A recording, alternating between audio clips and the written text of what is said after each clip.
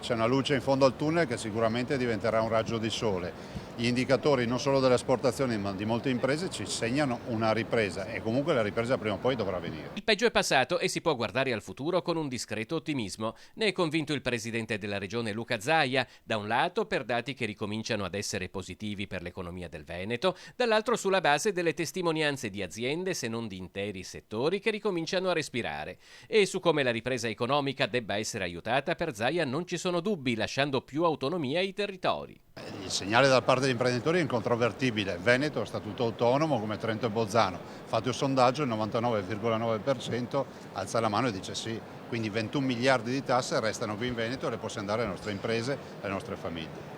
Se l'economia e ancora di più l'occupazione rimangono in cima alle priorità dell'agenda politica, al secondo posto si trova senz'altro l'allarme criminalità. Di fronte all'escalation di furti e rapine, i cittadini non devono essere lasciati soli, sostiene Zaia, magari costretti ad armarsi. Bisogna invece rafforzare il presidio di forze armate sul territorio. Le forze di polizia hanno bisogno di aiuto. Penso che abbiamo migliaia di persone del corpo militare, quindi dell'esercito, che si potrebbero impiegare per pattugliamenti. A noi non danno fastidio gli uomini di divisa sulle nostre strade, negli incroci, nei quartieri. Vengano qui, noi li ospitiamo.